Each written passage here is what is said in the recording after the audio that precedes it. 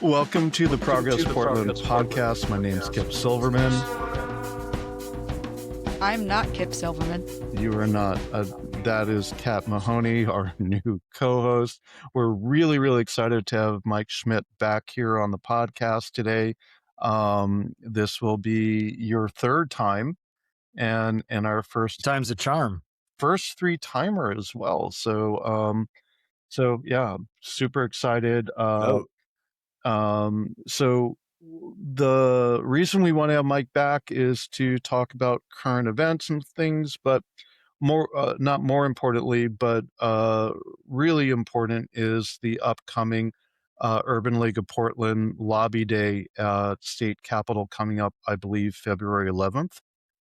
And there's a lot of things going on, and really wanted to talk to you first about how things are going since we last talked to you, which has been several months. You were just getting started at Urban League, how you're feeling about everything, and then talk about why people need to clear their calendars and come down and lobby their representatives on the 11th to make sure that all the good shit you guys are working on gets heard loud and clear. So let's just start with that. How are things going at Urban League? Yeah. Well, thanks, Kip. Thanks, Kat, for having me on. I'm excited to be your first three-peat. That's an honor. I appreciate that. Things at Urban League are going good. We just had a MLK brunch that we hosted. I was very, very proud. It was a great day. We, had the gamut of elected officials you might assume would be there to give us, what they've got going on in Washington, D.C. and Oregon that is in relation to thinking about the legacy of Dr. Martin Luther King Jr. The highlight for me, though, was the Urban League of Portland honoring the Portland Frog Brigade with an honorary membership to the Urban League in recognition of their nonviolent ways of standing against the fascist tactics that have been brought on our country and our city, honoring them in Martin Luther King Jr.'s tradition of nonviolence, but also in the way that they have been able to take an administration that has been trying to scare us and using fear tactics and to make them look absurd, and how that has, I think, caught on nationally and internationally. Yeah. So that was a great thing. In general, Urban League, we've got a lot of things going on. For those of you who don't know what the Urban League, it's a historic civil rights organization. The Urban League of Portland is an affiliate of the National Urban League. We were founded in 1945. So we just celebrated our 80th year in service in this community. Even though we are the Urban League of Portland, that is our name. That's how we were founded. We work all over the state of Oregon and in Southern Washington. And we were founded as a civil rights organization to serve the Black community. And so that is primarily what we do. We will serve anybody, work with anybody, but we are expert at serving the Black community. A lot of the folks we say are the people we serve are also who we are. And so a lot of folks who now work for the Urban League at one time or another, their family or friends or themselves personally, were, people that we help to serve. And so that means we do everything in the entire gamut. That goes from early childhood education. We have programs. We're trying to establish an early learning center in the new Broadway corridor development that is going to be going up here in the next couple of years. We work with seniors. We're about to cut the ribbon on 66 units of senior housing on Interstate over by the Kaiser. It'll be affordable housing for those who are 55 and older.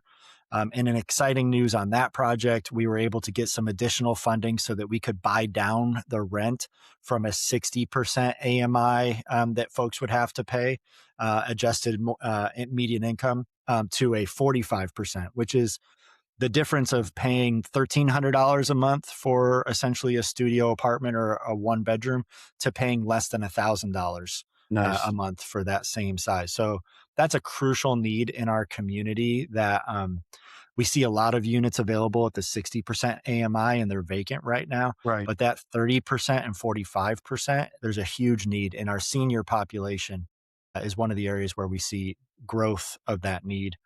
We're about to do a career fair. So we do workforce development. We really do anything that the Black community needs. That's what we're here to serve. My role is to be helpful in kind of advocacy and overseeing our affordable housing development portfolio and our fundraising portfolio, because as you both know, it's a challenging time for everybody right now, but especially nonprofits where the federal administration at the very top is cutting every type of grant, even things that they had already said that they would pay for. Mm-hmm. They're rescinding contracts and closing down programs. And so for us at the Urban League, that means, HUD dollars, housing dollars um, have been threatened. There's been litigation that says that they can't pull it back. And so we're waiting to see how that's going to shake out. But HUD dollars is a way that we fund a lot of people to be housed in our community. And then, it goes across education as they dismantled the Department of Education, Medicaid, Medicare cuts that they're blowing a giant hole in our state budget. All of those things trickle down to the nonprofits that are on the front lines of serving people. Like when somebody in our community needs help with school or services, education, housing, workforce development, all these things, it's our organizations that they walk in the front door of. And so, it's a challenging time for everybody, but it's also a real honor for me at this moment to be able to be part of an organization that does amazing service to the community. No, I appreciate Well, that a lot. I said a yeah, lot of and things in there that we could jump off into. no, we could, but so since the legislative short session is coming up, obviously all the things that Urban League and so many nonprofits are working towards are going to be very, very important. And I know, at least from what I've seen, there's a lot of housing bills up there, but um, the short session's only like 35 days, as far as I know. So it's gonna be a marathon. So what exactly is Urban League? What are the core priorities for you all as you go and advocate? Yeah, thank you. So February 11th is our lobby day. We are renting buses. So anybody that wants to join us and sign up and be a part of our advocacy is welcome. And we'll provide transportation. There'll be food, and we're going to get to interact. We've got meetings with legislators across the spectrum, Republican, Democrat. We try to meet with everybody that will meet with us. The big issues that we are going to be talking about is housing. Absolutely. We saw in the last long session, especially the rent assistance and the supportive housing dollars got massively eviscerated. We're talking like 75% cuts as the state decided that they would push a lot of their chips in on shelters and funding shelter expansion across the state. So that was a massive hit to our organization and many others in our community. I mean, one of the most cost-effective and efficient ways of combating homelessness is keeping people housed. And so when we lost a lot of those resources, especially the rent assistance dollars, those are people who unfortunately we're having hard conversations with now as those resources are depleted, that we can't keep them in their house. And it's leading to more evictions and bad outcomes, which ironically is going to mean, that people are then going into a shelter system that Yeah. is way less efficient and way more expensive than just keeping people housed. So we're going to be down there to talk about what we're seeing as the impact of those policy decisions. And the conversations we've had to date, we've been told, there's not going to be new money. Like, don't come asking us for money. It's going to be us trying to figure out how to fill a $500 million hole. And so I respect that. I understand they have a hard job to do. But we are absolutely carrying the message that there cannot be any more cuts to these program areas. They cannot balance their funding gaps on the backs of the people that are the most vulnerable in our community, especially if homelessness is an issue that they care about, and all of them will say that it is. We're going to be talking about Department of Education. Oregon Department of Education's made some decisions to massively pull back the Black Student Success funds that they had previously committed across the state. So once again, one of the things Urban League is working on is our State of Black Oregon report. We haven't done a report like this in a decade, but it really is a moment for us to step back and look at how the Black community across Oregon is doing. And we measure that on a whole host of metrics. So I was just yesterday looking at educational outcomes, and it won't be surprising to either of you or your listeners that Black students are behind their white peers in a lot of outcomes. And one of the most that was jumped out at me as one of the most disheartening is where they might be behind in terms of traditional outcomes that you'd look at, like grade reading level and staying in school and things like that. They're also by far the most likely to find themselves being punished in schools and expelled. So, that's not acceptable. And I think those Black student success funds available across the state were exactly meant to help to try to, serve a community that is not being served by the existing system. And we all know that the existing systems were built with certain archetypes of students in mind. And I used to be a teacher. I taught in high school in New Orleans. And so I'm very aware as a person who was, the archetype, that I think our educational system was built to work for, the white male student who, maybe learns in a certain way.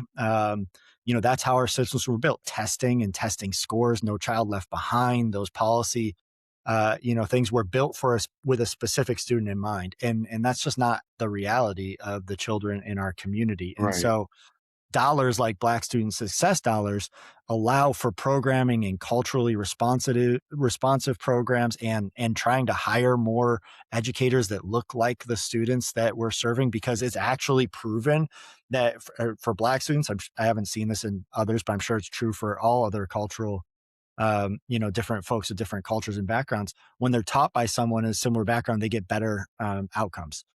And so, when you look at how many students in Oregon are Black, but then what percentage of teachers are, it's like half of the percentage of students are have an opportunity to be taught by a teacher that looks like them. So those dollars were meant to do those things. And so it really is, a cut that is going to lead to and have long-term for those students, their families, and ultimately long-term outcomes for all of us. Because when we help everybody and meet them where they're at so they can be successful, it makes all of us better off as a society. So we're going to be talking to legislators about those decisions that we think were poorly made by the Department of Education. One thing that I want to get going, start the conversation now with the hopes that 2027 we can land the plane, is automatic expungement. Former district attorney, this is an area that I care a lot about. I saw that people are needlessly held out of jobs, held out of housing, because they have convictions on the record, but convictions that are eligible to no longer be on the record because they have done the work, they have been successful, they have been crime-free, they've done everything we asked of them. But now we make them go get a lawyer, jump through some hoops. It's going to take a year to process. And by the way, there's backlogs and all these things. And meanwhile, this individual who is entitled by their own actions and the hard work that they put in to have their record cleared now has missed their opportunity to get that job, to get that housing. I talked to a man just this week who told me about how he's not allowed to coach his son in high school in their team because he has a felony from 18 years ago that is still on his record. So it's things like that. It ought to just happen automatically. We needlessly put barriers in people's ways and then make them wait. And there's a real human and actual economy cost to us making that decision. And I think that I know that the state of Oregon actually spends a lot of money on expungement. We hire a lot of people in our judicial departments. The nonprofit sectors, we hire lawyers to help people navigate these systems. The district attorney's office have to weigh in and look at those applications and see if they're going to object. There are so many people whose jobs are to just process expungements in this state that if we can automate that system, not only will we mean that people, some of those barriers can be taken down, but it actually will end up saving us money in the long run. So it's the right thing to do. And I think it'll end up making our state better off. So we want to talk about that with the legislature. There's a whole host of bills we're weighing in on. There's a bunch of immigration consequences type packages in there. One of the big ones for us is making sure that law enforcement is not masked in this state. Mm-hmm. So we don't know which bill specifically. There's a whole host of them, and we will end up supporting some package that emerges to address, law enforcement not identifying themselves, warrantless entries, things of that nature. We'll be weighing in on. There is a bill, unfortunately, put forward by the current district attorney in Multnomah County that talks about needing to be able to send people to prison if they've been convicted of felon in possession of a gun multiple times. We know in the Urban League and the Black community how that's going to impact the communities that we serve. If this is a bill aimed, and I'm sure ostensibly it is, at reducing gun violence, first of all, there is zero evidence that ratcheting up the punishment for people possessing a weapon actually brings down gun violence. There's no evidence that supports that. But there is a lot of evidence that investing in violence interrupters and community programs and in the community where gun violence is, investing in those youth, giving them options, that reduces gun violence. There's tons of evidence to support that. So it's really disheartening to see that that elected official is putting forward ideas in the 90s that have been discredited a long time ago. So we're going to be talking about that as well. I hope folks, if any of those things resonate with them or connect with them, like come join us. And you can sign up to RSVP to jump on our bus and come down and talk to your elected officials to tell them what you think. Yeah, we'll make sure that we add all opportunities to engage with your sign up and more information along with it. But to everything you just talked about, they're also entirely interrelated. Um, Pulling funding from people who are struggling, traditionally underserved, over policed, over prosecuted, all these other things. Not having rent assistance, throwing people into the streets who then start having misdemeanors and felonies and spiraling outwards. And everything you said is all about underinvesting in people who need it most. And that's why all of this is super, super critical to make sure that does not happen. And it just drives me crazy, the whole shelter thing. I'm trying not to pontificate too much on that, but it drives Well, me. economically, it makes more sense to invest to ensure that people don't end up, Absolutely. needing services farther down the line or ending up in a legal system as somebody who's going to get punished for something. It's always been cheaper to invest early on, but for some reason, we don't do it. Right. And I mean, my reason is because we are a racist country. And so we don't actually care about things to a certain degree until it starts hurting the dominant white culture. So it's like when you look back at services for folks who were addicted to drugs in the 80s and 90s, when it was the crack epidemic, we really didn't care because who was crack really hurting? But now that it's fentanyl, and we're seeing that it's white people, even if the housed, unhoused, whatever, being affected. Suddenly it's like, well, where's all the treatment centers and what are we doing and how quickly can we do this stuff? So it's like economically, you would think people would be like, oh, it'll be cheaper in the end. We should do this. But somehow unconscious racism just wins. Yeah.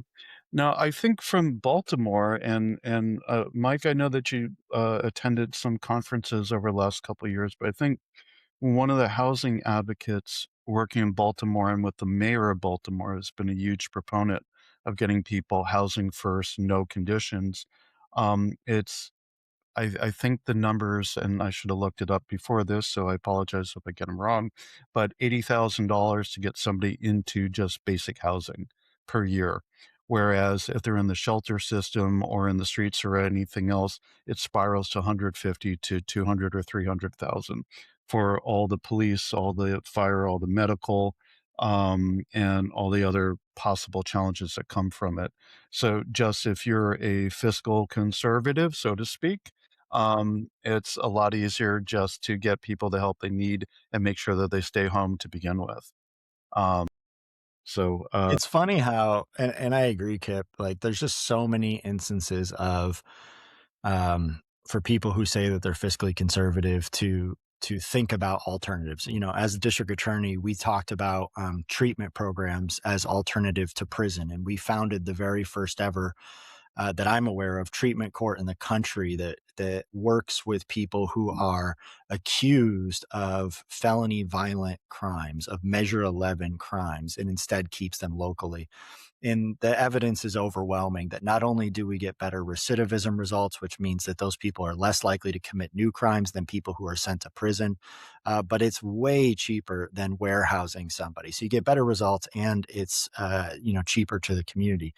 But for whatever reason, this country, people would rather not spend the money as long as they can kind of put someone else down, or as long as somebody else is feeling the pain, that somehow, I don't know, feeds into this need for punishment and accountability that is baked into the way that people think about these things, as opposed to just thinking about, what is the actual most efficient way to get the result that we want. right. I got to go to Vancouver, British Columbia. I saw their Insight facility where they do safe injections where people are allowed and managed way. And then they have conversations with those folks and they build trusting relationships and see if they're ready to enter into treatment. If they can, they can walk right upstairs. But if not, they're just happy that they're using, clean services and supplies, and that they're not going to overdose and die. And they've had 0 overdose deaths. Like, the people who I hear crying about people overdosing in the streets and saying how awful it is and that we don't have dignity for these people, and that actually, we don't care about them, are the exact same people who are against, safe injection Sure. sites. Like, they don't actually believe the things that they say, which that's the unfortunate part.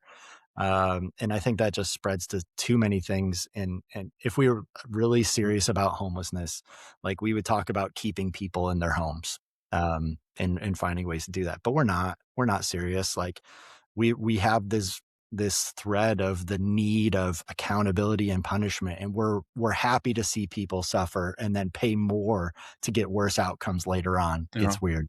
Because survivability becomes a merit-based system, and that's fucked up, right? Like, on whose merits and what system are we talking about?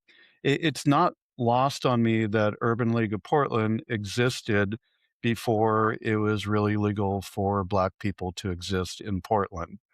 And it wasn't till what, 30 years later that the Constitution of Oregon was changed to remove hateful language, something like that. Uh, yeah, And still resides in the covenants of property deeds across the state right, of Oregon, from time to right. time when somebody goes to sell something and they're like, that doesn't seem enforceable anymore. And it's not. That's good. But yeah, it's the vestiges. This is not ancient history. This is not, 3,000 years ago, which sometimes it feels like people think about it that way. No, we're a generation or two away from it, if that much, right? So, Kat, you have some other What? topics you wanted to get into. Well, I'm sorry, I'm jumping ahead too far. I always do that. I either talk too much or push too hard. Um, I mean, we can get into the local politics. I'm if I've you're been ready paying for attention to that. some of the bills jumping through short session too, and there's a couple that I was interested in. One of them is the landlord-tenant confidentiality one, where uh don't know the exact wording, but basically whatever you fill out on your application cannot be shared. And that includes immigration status. That includes if you have any misdemeanors or felonies and things like that, because I didn't realize this was an issue, but I guess it is. And it's like, well, who are we trying to punish, of course, or how is this getting out? Or how do you create a blacklist? And it's like, no, we can't do that. We just can't start being like, oh, well, this whole pile of people cannot ever rent an apartment anywhere, because then where do they end up? They end up in what? One of Wilson's overnight shelters, where a bed costs $47,000 a year, which is way more expensive than a studio apartment in Portland for a year. But yeah, we can jump back into the Portland politics. No, I just have to say, I have a question about what? that though. I did. You do? So, Go for it. So I don't. And I was just going to say, I miss you as our DA. Thank you. My wife doesn't agree, but I appreciate it. It's been tough. I'll tell you this past week, district attorneys across the country launched an organization called Fight Against Federal Overreach. And if you're at home doing the math, that's FAFO is the acronym. And it's led by one of my friends, Larry Krasner. And if your listeners have not seen Larry Krasner recently in their YouTube feeds or whatever they go to get their videos, look him up. He has been one of the most powerfully outspoken local prosecutors in the country against the federal overreach that we see in our cities and on our streets. And so he formed an organization, him and some other like-minded district attorneys from across the country. There's Virginia, there's New Mexico, a group of attorneys from all over. Minnesota, of course, Mary Moriarty in Hennepin County is a founding member of this organization. And so they had a press conference this week, and the text messages started rolling in to me being like, God, this is crazy that Portland's not a part of this. Portland's not a part of this national coalition. The DA of Portland's not saying anything about this. Seems to be completely silent on this issue. And how wild that is, and what a departure for a city like Portland to have an official in that position being not a part of any of this. And unfortunately, it's not just Portland. It's all up and down the West Coast. Los Angeles, they had a DA that was similarly attacked to me, George Gascon. And he ended up not winning his reelection. San Francisco, of course, we all are aware of what happened in San Francisco with Chesa Boudin. The West Coast, I think the reason is because the West Coast has been hit hard with homelessness, and in voters' minds, they were sold the idea that the district attorney is somehow either responsible or could do something about that. And voters took out their dissatisfaction with how the public officials were handling those issues on the elected DAs, because very serious moneyed interests tried to point to them as the scapegoats for that problem. And I think that's why the West Coast has had a few of these cities that used to have the progressive DAs. But across the country, progressive district attorneys are still winning. It's just sad to see Portland not be a part of that movement anymore. Fortunately, Seattle still is. Lisa Mannion is a fantastic district attorney up in King County. So there is a little bit of West Coast representation, but this week was harder to not only not be in that position to do something, to be a person who was trying to, hold the voice of holding federal overreach responsible or accountable. Right. It's hard to see Portland not in that fight. So, question on that, since you have a lot of knowledge of the Multnomah County District Attorney's Office, what can we do as just average everyday citizens to petition a stance on this? Because it's going to be a couple years still till election time comes up, but there should be avenues to contact and petition and get a response from the current DA's office. Yeah. Well, I mean, obviously people could reach out to the office, and I saw that Counselor Angelita Murillo was encouraging people to do just that, to reach out to the district attorney and say that they expect that he will take action if and when, it's not if, it's when, and they already have officers have overreached their authority and bounds. So there's that, but really, for the district attorney to do anything, there needs to be an investigation. It starts with the investigation. Okay. So far, our attorney general has pledged that he will be a person who will take on those investigations. That's not the typical role of the state attorney general. He doesn't entirely have the infrastructure to do that, like the Portland Police Bureau does. I mean, that's what they do. That's their bread and butter. Right. But the attorney general has said that he would do that. And our district attorney signed on to a letter that said, when and if he ever sees an investigation from the attorney general, he'd be happy to review it and decide whether or not he wants to pursue criminal trial. It's like the most weak sauce you've ever seen. Do So, you think he's one, afraid? yeah. So one is the attorney general has said that he will lead those investigations, and we have seen attorneys general in other states play that role. Keith Ellison in Minnesota has similarly taken a lead, but our local law enforcement, that's what they do. They not only do they do, what I will call normal criminal investigations in the way that we think. Portland Police actually investigates their own police officers when they believe there could be, or for use of force investigations. And so they are actually expert at even investigating police officers and law enforcement. They know how to do this. So I think that we could also put pressure on City Hall and our council to say, hey, community members are out there with their cell phones, right? And they're taking video. That is evidence. That is evidence being gathered and collected. They can give statements. I would expect, and we've seen this in other communities, that there should be hotlines and evidence, places where people can upload their evidence if it's video evidence, so that could be looked at by detectives in the Portland Police Bureau. Once an investigation is put together, now it's transmitted to the district attorney to decide what he's going to do, whether or not he would impanel a grand jury to review that evidence. He has taken he's broken precedent with when he feels like he needs to submit cases to the grand jury. He's the first district attorney in over 20 years to not submit a case to the grand jury where a police officer killed a person in our community. That just kind of flew under the radar, but it started with District Attorney Mike Shrunk.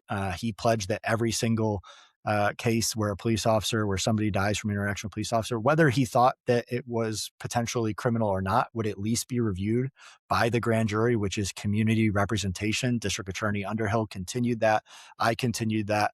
This current district attorney is the first one to break precedent in over 2 decades with that. And so it's a real question. Would he even present evidence to a grand jury, or would he just decide in his office that there was no criminal wrongdoing based on a paper file review?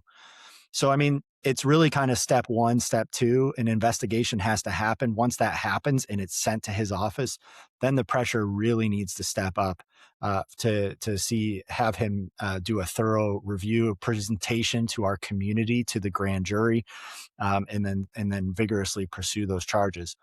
It's unfortunate that that's the position we're in. If you had a DA like DA Krasner in Philadelphia, like, he's going to be out there leading the investigations. Sure. He's not waiting for somebody else to do it, but it's clear that our district attorney doesn't take the same stand. No, I really appreciate that. And that is another question I had, and then we can get into shit talking. But on that level, it is my understanding that the Supremacy Clause prevents local police, whether it's city, county, or state, from interfering with federal police actions, but identifying that it is legitimate or true action is a gray area. And also, if it's clear that somebody's constitutional rights are being violated, it doesn't matter. It is something that they could interfere with. Interfere with is the wrong word, but get involved with. But that also has to come from direction of their leadership. For Portland Police, that would be Mayor Wilson's office. Is that your understanding, more or less, or?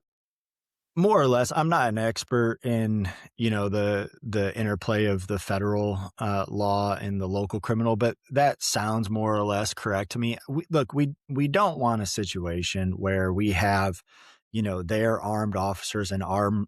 armed officers drawing guns on each other. Like that's not That would where be we very want bad. this to go. Yes. But they can absolutely receive evidence. They can observe themselves. They can write reports themselves Right. about what they observed. They can investigate who the individual actors are that they believe were committing a crime. And then interview witnesses and do everything that they would in a normal case. Like it's absolutely clear that they can do investigations into allegations of criminal conduct of people breaking state law. Like that is what they are supposed to do. So I don't think it would serve anybody to be in a situation where our police force is, Are showing down with their, fighting. yeah, Yeah. no, absolutely. But Um, figuring out who did things using detectives, using detective methods, working with the community, and this is one of the challenges that I faced in 2020 when we were looking at prosecuting some of the federal officers on the ground. We couldn't tell who they were. They mhm, were masked then as well. We didn't even know what agency that they were from right, because they were getting flown in from all over the country. It was federal alphabet soup about who was here. And they had people subbing in and subbing out, flying in and flying out on a right. regular basis. And when I tried to work with the U.S. Attorney's Office at that time, we got completely stonewalled. They would not give us any information about who that officer may have been, who he was with, anything like that. And then they told me that they would try to do the investigation themselves, and that went nowhere. I saw no evidence that they ever impaneled a grand jury on that or anything else. Maybe they did and it was secret, and so I never found out about it. But as far as I can tell, the federal government completely stonewalled the local officials from gaining that information. So this is not easy, but a difference between now and then is, I think, even more prolifically, we have people who are out there every night who start to know who these officers are that are doing these things. And I think detectives can sometimes figure out who it is. And so we don't necessarily have to rely on the federal government complying and turning over information if we can get that evidence some other way. Sure. One thing I will add just to make so that we're clear on in the conversation, folks from Portland Police Bureau have testified in federal court for what they've seen down at the McAdam ICE facility, and that has helped AG Rayfield's cases against them. And so we have seen them be involved.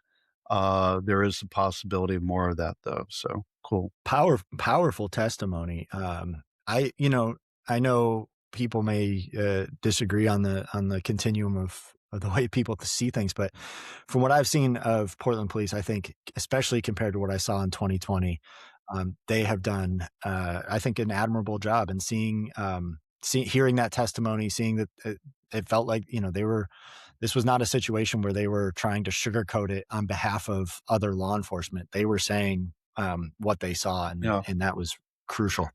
We've had, as has been mentioned on the podcast before, I'm involved in the Portland Committee on Community Engaged Policing, and we had 2 policy and reform meetings talking with Portland Police Bureau about their parameters of responding, to protests, to events, and, what people ought to do and what their limits are and what their focuses are. And it was really difficult conversations, but also what we're hearing from people who come to talk at the committee, from the public, that they are seeing things that make them more confident that the city's values are being represented by the PPB, and that's again, I would argue a huge leap forward from 2020 and previously. So the leadership is doing things right.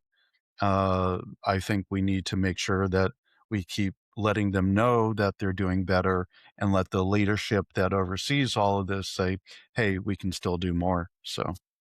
And I'll end on that soapbox moment there. So, do want to talk about some additional things going on at the city and with the DA's office. And Kat, do you have a couple questions for Mike on that? I mean, why don't you start? Okay.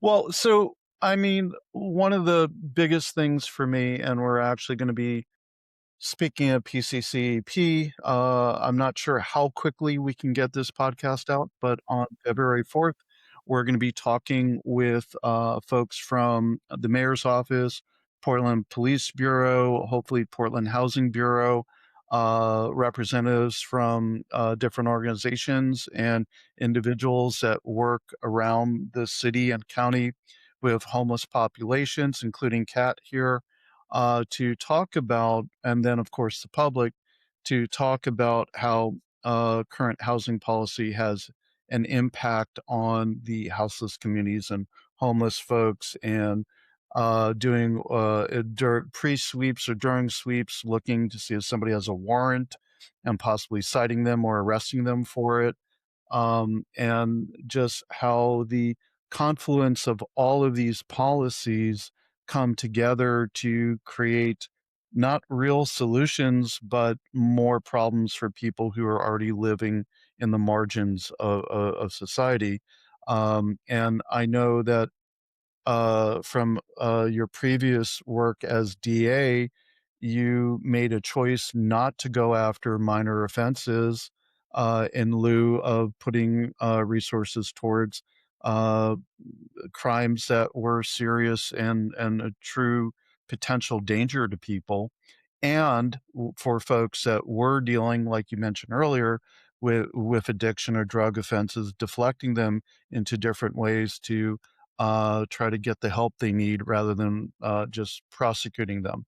And the current district attorney and the current mayor have a different tact on this. And again, it's more the 90s merit based, do you get to survive free or not kind of thing.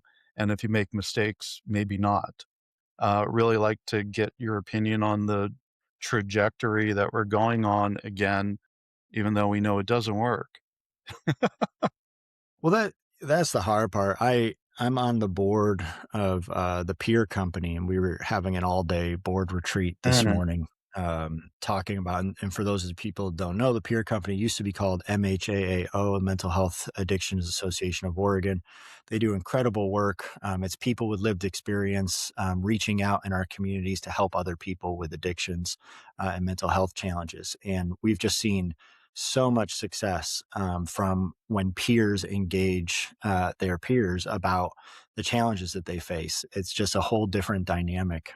So they do great work. And we were talking this morning, and I was talking to people. I mean, and the people on my board, many of whom have lived experience, and some of whom have lived experience in the criminal system.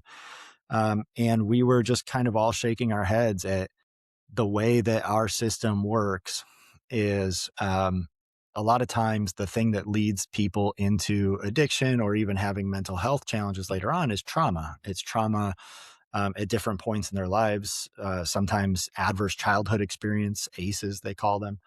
And it's that trauma that can frequently lead to things in the human brain that tries to figure out how to keep you safe, how to soothe you, how to you know, rewire your rewards and pleasure systems, all of those things.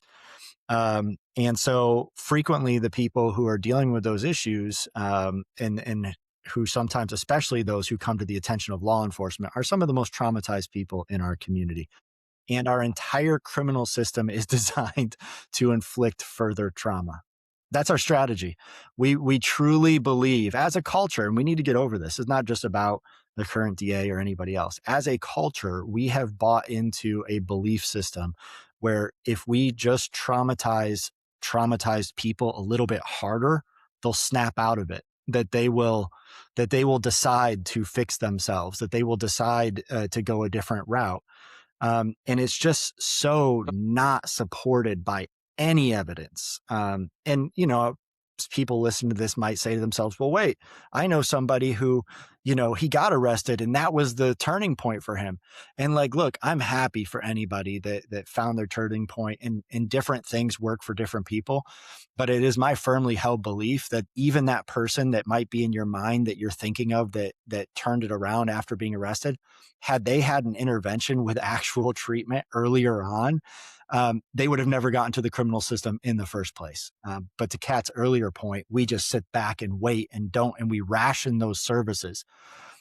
It always struck me as not only foolhardy, but profoundly unequitable, because we also know that, I mean, you watch any movies or anything else in pop culture, and it's like people use drugs. Wall Street's full of people using drugs, all these things, students, colleges, all these things. We're okay. We're actually okay with it. We're totally fine with it. And you know what? Rich people, they get themselves checked into rehab, and we're okay with that, right? But what's the rehab for somebody without resources? It's jail. That's what we tell ourselves. So we have a system that rations healthcare, and then we treat people with trauma and think to ourselves that if we just traumatize them a little bit harder, we'll get a better result. And so it's so painful to see that play out real time in policy again that should have been Yeah. discredited 20 years ago. I look at the deflection center right now in Multnomah County. The last news articles I saw about it talk about the millions of dollars that we're spending on it and the 2 to 3 people that are accessing it every day. I mean, that is such a waste of resources. And so people might be thinking, well, why aren't more people using it? Well, because we've said who's eligible to use it. We Right. have incredibly strict eligibility requirements. You have to be charged with a very specific thing that, by the way, is very unlikely to be by itself as a solo charge, and that's possession of a controlled substance to be referred to this. But if you have other charges, then you're not allowed to go. And then if you've previously failed out of it, then you're not allowed to access it again. And if you don't immediately, follow up on treatment, RDA wants you to be thrown out and prosecuted. That's just not how brain science or anything works. And yet we're doubling down on these old failed policies. So it's costing us human lives. It's costing us taxpayer dollars. And what we see is people who really need these resources. We need to build a system where there's no wrong door, and that when somebody says that they need help, we're there to meet them with the help that they need. And instead, we're rationing the limited resources we have with criteria that makes no sense, in an escalating way of punishing people based on some theory that we can punish addiction out of their brains and their lives. And it's just it's heartbreaking to see. And I hope that at some point people realize that we need to rethink what we're doing. Thank you for that. Yeah. And I know that there have been orgs that have popped up in the last couple of years, where they're taking advantage of this mindset where it's like, oh, well, we need some sort of rehab. We need this, that, and the other thing. So they pop up, they form their company, they get a contract somehow through either a shelter, be it private, like a Bybee, or maybe they, hang out with the mayor or whoever it is, and then they get kind of like choice list of who gets to go through their stuff. They come out with these really good numbers that sound great on paper. So then they get the funding for the next year, and they get the grants, and they get everything else. If you follow up with some of those folks who've been through it, they'll say, hey, it was great. I had a bed for 60 days. I got fed. I did talk about some of my 12-stepping that I have to do, whatever I need to do. And then they're let out. They have no job. They have no home. And they're back where they started. And in certain ways, they're worse because now it's very easy to go back to the North Park blocks. It's very easy to go up to Delta Park again because there's nowhere else to go. So you had 60 days of like a vacation in a sense to remember what it was like when you actually felt stable, well rested, and everything else. And now you've been thrown back onto the street with nothing. And they call that success. Yeah. Because they're not looking end to end. Anecdotally, without getting into too much detail, a friend of a friend was pulled over the other day, was just gifted a car, had not had a chance to get everything in order yet. All their stuff was in that car. They got pulled over by police for I guess, a headlight that was out. the car's now impounded with all their stuff, and including like all their resources, their laptop, everything else, and they're living in the streets and no access, no money or anything.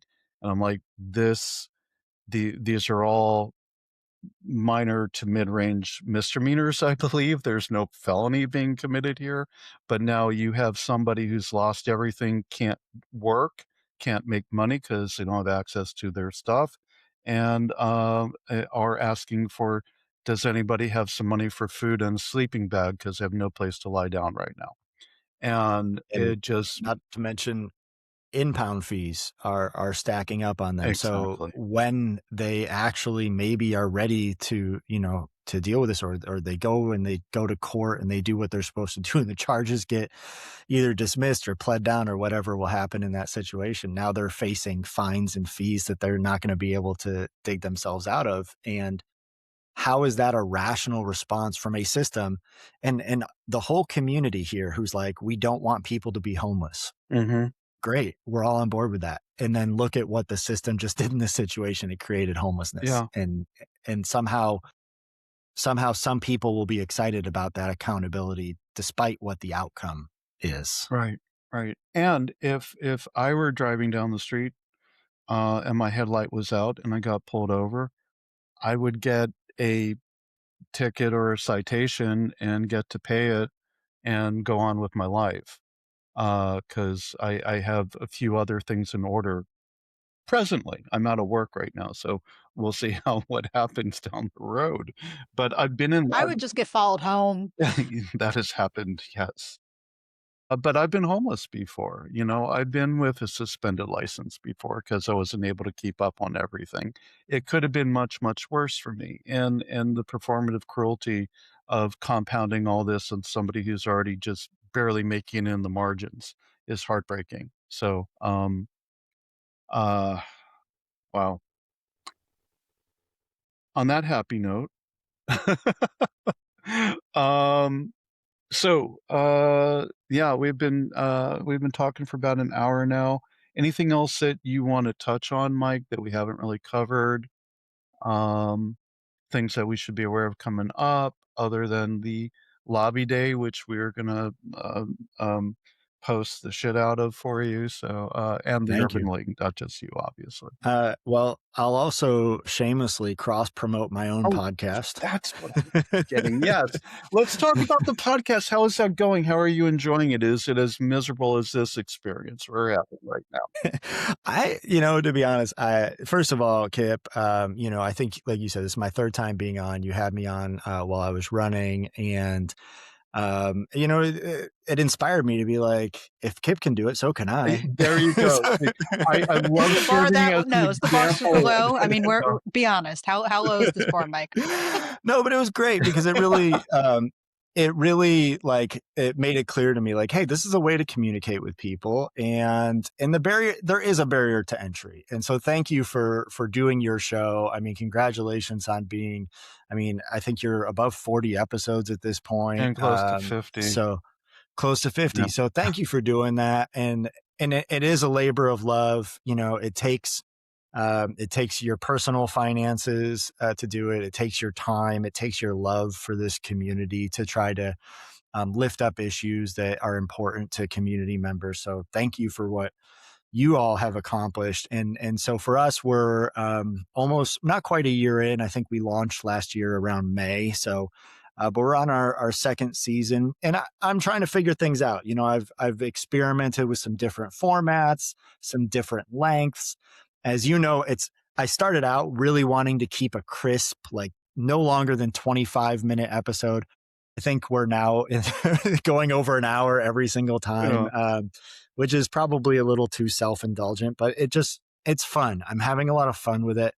And, the goal of the Schmidt Show, PDX is the name of my podcast. It was born out of the negative campaign that was run against me for 2 years, saying that Portland is a Schmidt Show. And so I felt like after 2 years of advertising, I should just, try to leverage that to my next podcasting career. Because it also sounds like a podcast, like the Schmidt Show. And so now it is a podcast. And And the idea behind it is to take that what was born out of negativity and then trying to denigrate the city of Portland, really. I mean, it was attacking me for sure, but it was about Portland is crap, right? I mean, that's what they were trying to say. And they wanted me to be the face of that, but they were the same wealthy people complaining that no one wanted to live downtown or move downtown, decided putting up billboards about how awful Portland was would be a savvy business move. These titans of business who are so um, so they spent, all that money and time denigrating our city. And so what I try to do with that, out of that negativity, is I have been very fortunate in my career, in my public service, to know and to run into so many amazing people who actually make this city work, like the unsung heroes that you're not going to know about unless you're, in the spaces. And I try to have a platform that I can bring them on, lift up what they're doing. And hopefully my goal is that people listening might be interested in connecting with them, maybe volunteering with their organization, could be a donation, could be just, listening and checking out what they got going on. But trying to just have some positive energy around like the really like amazing human beings that are in this city. I think you just had Crystal Delahanty on. I had her as a guest. Yeah. I've had Zachary Lauritsen's doing fantastic work in our community, trying to make our streets safer for pedestrians, advocating for sidewalks. I've had people who cut hair in homeless shelters and could use people's support. I mean, it's just lifting up these real life superheroes. Sarah Fisher, I mean, she's an incredible human being, an Episcopal priest, putting her money where her mouth is, like actual Christianity should be practiced. So, I try to bring a diversity of guests on and lift up their good work with the hopes that that will connect people to something and make them feel like they have some agency. Because I think the other thing is in this time where it feels out of control at the federal level. And it is out of control. And I think what we can do ourselves is what we can do. I can't get Donald Trump out of office by myself. That's not a thing. But what can I do? Well, I can help my neighbors, right? I can show up to things. I can advocate for things. That gives me some agency. And when times are dark, I think, building community is actually not only what will keep us safe, but it actually keeps us grounded in what this is all about and give us a way to kind of resist the gloom of what's going on that maybe is out of our control for the time being. And so that's the other goal of this. To the extent that we do talk about national issues, which is hard not to these days, I try to show how those national things impact us here in Portland. So my most recent episode was with my legislator, Rob Nose, who's a fantastic legislator, and just trying to have Rob explain as a health policy wonk what the HR1 terrible big tax bill is rewriting into our tax code that is over the next 5 years going to blow a $15 billion hole in our state budget and result in thousands and tens of thousands and maybe even more than that Oregonians getting kicked off of the health rolls and getting services. So bringing Rob on to say, okay, here's the national thing. How's that impacting us locally? So we try to do a little bit of everything, have a little bit of fun. And it's been it's nice for me leaving the district attorney role to be able to pour some energy into something that is a creative outlet. I didn't get to do too much of that in my previous job. So it's nice to be a little bit creative, a little bit of levity.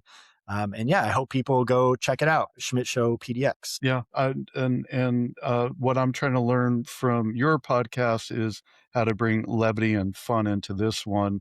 Have not figured out that formula yet, because it's just Yeah, and I don't know if it's going to get any better it's with a me here, to be miserable honest. slog, especially with Kat coming on. So no. Yeah, I mean, you may have given the wrong person a mic. You know that, right? No, I appreciate all of that so much, Mike. I do. Oh, plug for Healthcare for All, Oregon coming up. There's a lot of lobbying going on. Friend of the pod, Valdez Bravo, is still leading that, I believe. I think that is, I heard you and Rob talk about this, I